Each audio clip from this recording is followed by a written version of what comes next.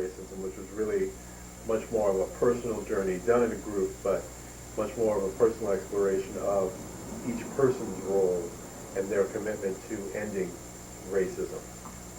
Excuse me, I must say that the leading edge for the development of all of these was more Paul Hawkins than myself. I think what I brought to the table was my expertise as a facilitator and trainer.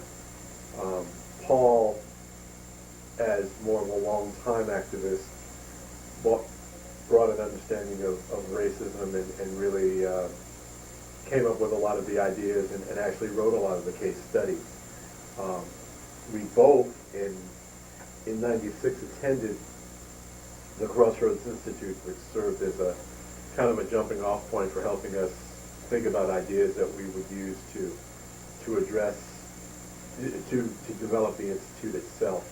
We attended that training back in Chicago, back in the fall of 1996, after we had an interesting, actually, let's see, I'm trying to remember, let me get my facts straight. Did we do the Crossroads first before we did Lake Arrowhead?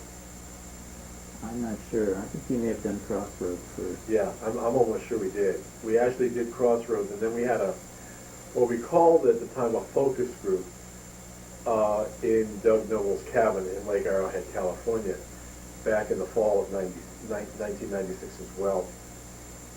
This was a meeting that was attended by Doug Noble, Les Everett, myself and Paul. I'm blanking on the guy from New York. James Creedle and Mitchell Carr, two seminal members of the New York chapter, and Betty Powell, who had also worked very extensively, if I'm not mistaken, with Mitchell in anti-racism. And they were sort of what I think of as quality control agents to kind of see how we were doing and what ideas we might have. The weekend was a rather interesting one. Paul's claim to fame, among other things, he had been really a long-time member of BWMT from his days in Pittsburgh when he joined as I think, a teenager, maybe a late teenager. He had just written an article in the national newsletter concerning black racism, which was quite provocative and would be the basis of our early relationship. I mean, we had a few internal debates between the two of us on whether or not there was such a thing as black racism. The Lake Arrowhead meeting was marked by, I think, our different approaches to the issue that culminated in a very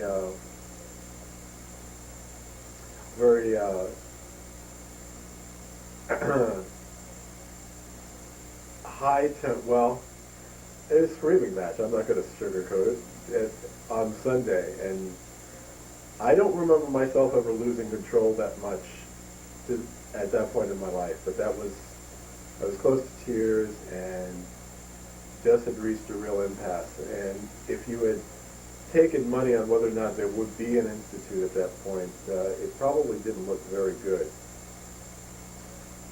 Somehow, though, we got through that, and I now consider Paul a very close, one of the closest people in my life in terms of quote-unquote activist work. I still don't consider myself an activist in that sense, but because of the journey I had with him putting together these modules and training other people, he's become a very important person in my life. And I think both he and I have also shifted in our views on race and have evolved as we've worked with each other over the last 5 years. But that was a very interesting start. Would you want to elaborate on how your views may have evolved, or? Well, I think for me,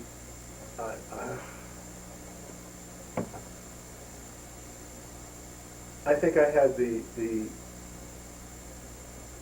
notion that And I still to an extent believe that I don't think African Americans necessarily practice what we would call racism, in that they don't really control the system.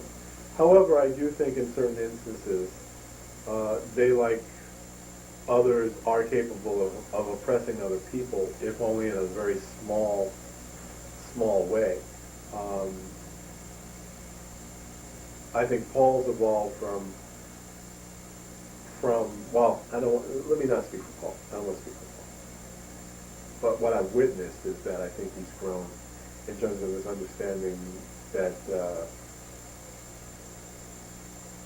his initial understanding of what he called black racism. I think he realizes some of the power dynamics that are inherent in this country and whatnot, and how they tend to hold, traditionally oppressed people down. So I think we both mellowed and kind of widened our understanding. So at this point, you're still one of the facilitators, but you say at the moment you're in an inactive phase. Right. But you haven't left. No, I've not left. Well, getting back to the conventions, if you want to just finish off, or do you have any particular memories of the other conventions the last few years?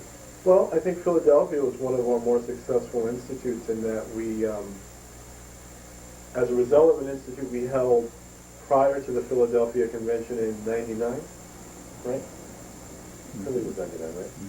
Mm-hmm. We actually had a session with Philly maybe that winter. But as a result of our institute, they really instituted a town hall as part of the convention that was quite noteworthy in bringing together a number of different gay and lesbian groups and progressive groups together during the week of the convention. And so that was a very special thing. And it was nice to feel that the institute served as a catalyst for that. So that was very memorable. New Orleans was memorable. San Francisco was memorable because of it being the 20th anniversary of the organization, and going back to San Francisco. Went back with some. Well, it was interesting going back. I mean, in the ensuing 10 years, AIDS really just tore a chunk out of this organization. I think when the chronicles are completed on AIDS, as I hope they will be in my lifetime, this organization really lost some very, very influential people that I think we would have been in a different place today had they still been alive, such as John T. Reggie Williams. Those are two people that were seminal to San Francisco and really to our national organization, and two people I consider, even though we weren't very close, from watching them and admiring them, my personal mentors. Well, having been to a number of conventions and with a hiatus in between, and having been involved in the organization for well over 10 years, both locally and nationally, how have you seen the organization change? Well, sadly, Los Angeles chapter is no more. I can't put my finger on any one specific reason except that we ran out of gas and it was led too long by too many of the same people that in many ways had to move on with their own lives, and there really wasn't a beating pulse there anymore. And that's been sad on one hand. And I'm not sure if I think some of it is reflective of where LA is on issues of race, especially the black and white dynamic within the gay and lesbian community. I think for some younger generations, they don't view black and white relationships necessarily as earth-shattering as maybe we did. I do see mixed couples, not all the time, but I do see them. And they obviously have existed without the help of BWMT. I do think we provided a way of really talking about issues that nobody was talking about. I think LA has, the gay and lesbian community in terms of interracial dynamics, I still look at black and white as still being the hardest to achieve amongst other interracial relationships. I think in LA, white men have a number of choices they can make about intercultural and interracial dating, primarily Latinos and Asians. And I'm not sure if African Americans are seen as too much in your face for white men and too out there. And those other cultures on a relative basis just more outgoing or friendly or easier to dictate to. I have my own theories on this, but for whatever reason, we do not exist anymore as an active chapter, and that's been sad. Do you think, and maybe you've answered this, do you think that's more an issue of factors peculiar to Los Angeles, or do you think it's something that may be affecting the organization nationwide? I used to think it was just Los Angeles, but when you look nationwide, I'm not sure if, for a number of reasons, as African Americans, we feel safe being open gay and lesbian people. I mean, the more Afrocentric parts of our culture define themselves differently now. Instead of saying gay and lesbian, they use the term same gender loving. And in my eyes, and I could be wrong on this, have a lot more lower profile ways of getting together than maybe something like a BWMT.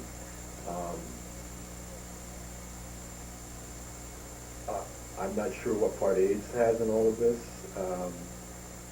I do know during the 90s, I do remember the whole thing of this whole quote-unquote movement, quote-unquote, called, this whole movement called, quote-unquote, coming home, which was really symbolic of at least African-American gay men finding friendships within the culture rather than going outside the culture. I think as the chronicles of BWMT are written, you will see a number of black leaders come out of the organizations that now are kind of in mainstream African-American gay organizations or working on behalf of African-American gays and lesbians rather than an interracial focus. Prominent among these are Phil Wilson, Cleo Monago of BMX, and who's now also the executive director of Amasi here in South Central Inglewood, the Inglewood area of Los Angeles, and a number of others who while they came out of BWMT and obviously an interracial framework, for whatever reason, I did not find complete satisfaction with the politics or the dynamics, and have since, done more work within the African American community proper. Do you think, and I'm not sure if I'm going to phrase this question right, but do you feel this is a function of a change in racial relations that's widespread in the country, or that it's due somewhat to the fact that when this organization was founded, there weren't any really African-American gay organizations for these people to attend? Probably a combination of both. To address the former, certainly here in LA, when you look at the 90s and what it represented in terms of the perception, what I see anyway, is the perception of African Americans. We have had the Rodney King incident, the ensuing riots, the OJ trials, the murder itself, and then the ensuing trials, both the criminal and the civil. I don't think any of those did a lot in terms of enhancing the image of African Americans locally, in that all of those events, those aforementioned events, resonated throughout the country. Also think had an effect in how the country looked at African Americans and whether or not their gripes were legitimate in some way, shape, or form. I mean, the OJ verdict, for example, where really to me it represented the first time that an African American man could afford the best that money could buy and possibly buy his freedom as a result. The outrage, the just outright moral outrage expressed by so many whites about the verdict and whatnot, and almost sort of a backlash of we'll show them that came out of that, I felt was fairly palpable. And again, I don't think the gay community was immune from any of these dynamics just because we're gay and lesbian. Some of the, when you go back and look at the history of JohnW2 before I joined, one of their more active political stances was at the nightclub scene in West Hollywood, where African Americans and other people of color were being asked for 4 to 5 pieces of ID relative to whites that could breathe in by just looks alone. There was something in that. To address the latter issue of whether or not there were other organizations, there certainly were not. It should be noted, however, that again, JohnW2 is a very important organization in terms of being the fiscal and idea birthplace, driven primarily by Phil Wilson, of course, of the Black Gay and Lesbian Leadership Forum. And we were the organization that supported, their first activities before they spun off on their own. So, no, there weren't that many organizations. There weren't probably any at all back in 1980 when Black and White Men Together was formed. And so, in many ways, JohnW2 was used as a reference point. Since then, there have been more created, at least at the local level. I still don't think we truly have a very strong national Black organization. The Gay and Lesbian Leadership Forum has had, depending on who you speak to, varying levels of success, financial and infrastructure success in keeping themselves together. But certainly there are certainly more local organizations now than there were in 1980 when the organization was first formed. Well, how do you think the National Association has changed while you've been in it? I think the national organization is definitely at a crossroads. I think there's been a real drain of, both at the local and the national level, of viable Black leadership. I can't put my fingers on all of that exactly, but we're not the only game in town for African American men, and so I think we face a challenge of defining our relevance to African American gay men in the 21st century. And we have yet to really define what that's going to be. I mean, I think the Institute helps, but I don't know if it's I don't know if it could be the end-all, be-all for the organization. Well, in his interview several years ago, James Creedle of MACT New York and a former national co-chair said that we too often expect people to adjust to our programs, our statement of purpose, our whatever, rather than seeking out what new members, new people may want out of us. And as a result, we, in his view, have trouble attracting a lot of newer people. How do you view that, and do you agree with him? And if so, what type of things do you think we could do to better reach out, to better understand? Well, given the fact that we have the kind of organization that we do with speakers and a board and whatnot, it might look kind of daunting to a new individual that might not have grown up in that kind of organizational culture. I think our challenge, both on a local and a national level, is attracting younger people, those in their 20s and 30s, who I don't think grew up with the same challenges that we even had even 20 years ago. They're living in a much more interracial society, even at the gay and lesbian level, and don't necessarily define themselves maybe quite the same way that we did, just along racial lines. So you need a way of getting to them. I don't know, like attracts like. I mean, we need to definitely do some homework on how to attract more younger people to the organization, and find out what their needs are. Again, we also have the whole issue of the social versus political, where a lot of our members feel we need to be more social in scope and whatnot. I guess I wonder for myself of social leading to what, and the fact is that race in this country is still a very political issue. Whether or not we want to, march against the flag or whatever, I mean, it's still very much America's pink elephant. So, how do we look at addressing that? I don't know if we have the willingness as an organization to change some of our organizational structure to accommodate that. I think that for some of our members that like structure, it might be somewhat fearful for them, and not something they want to embark upon. Well, how would you envision us reaching out to find out, or do you have any particular notions as to how we would change our structure? What type of a structure, or what type of an outreach do you think would be effective in at least finding out what people want from us, which seems to be the first step?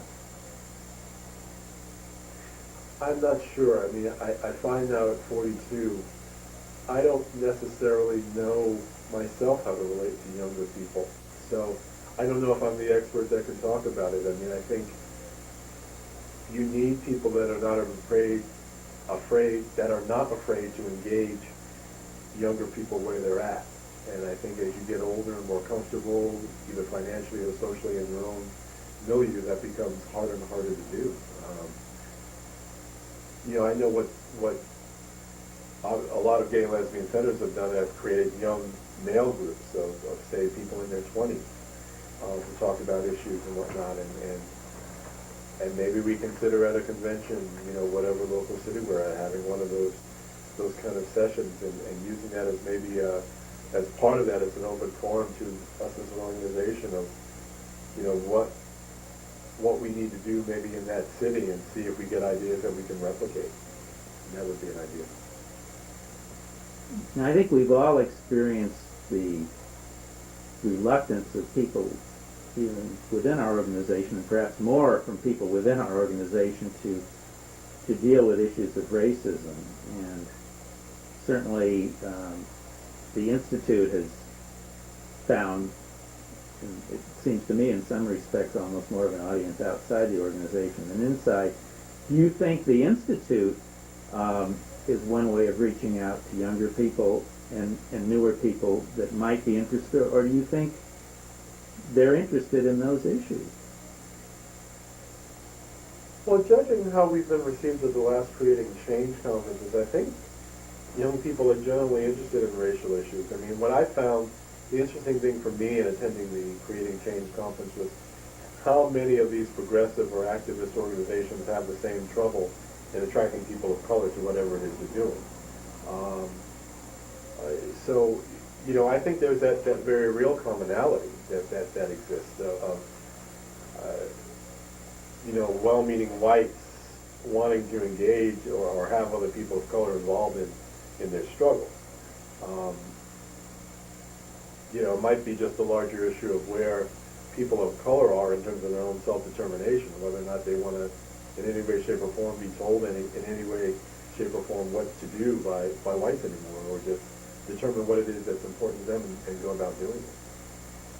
Which makes for two very different dialogues with both white young people and young people of color.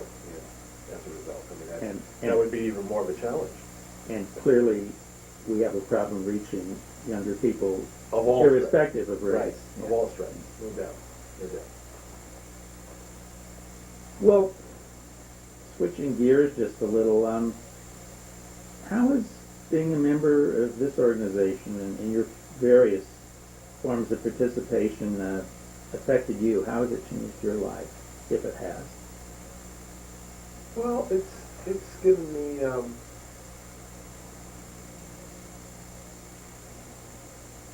it's helped define who I am. I mean, especially as a gay man, uh, I think in its own way it's been a sort of family to me. I mean, obviously there are selected members of the organization that have become my very close friends.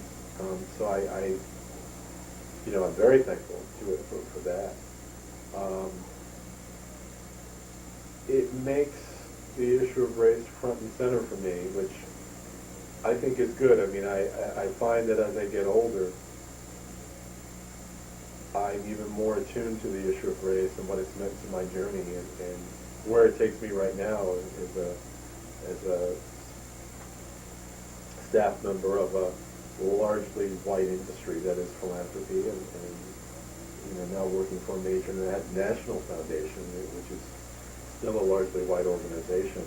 I'm very attuned to what it means to be an African American male in the society, and I thank BWT for helping me with that. I feel that as an African American gay man who is interracial focused, I've had been in the fortunate spot of being able to see issues from a number of different prisms rather than just a black or white prism, but also the issue of sexuality all within that. So it kind of mixes things up in a good, constructive way for me, and it allows me, it helps me not to become too polarized in one way, shape, or form, because there's always that tension of not only black or white, but also straight or gay, or dealing with the homophobia of African Americans as well as the racism of white gay people. I mean, it's all kind of mixed up for me.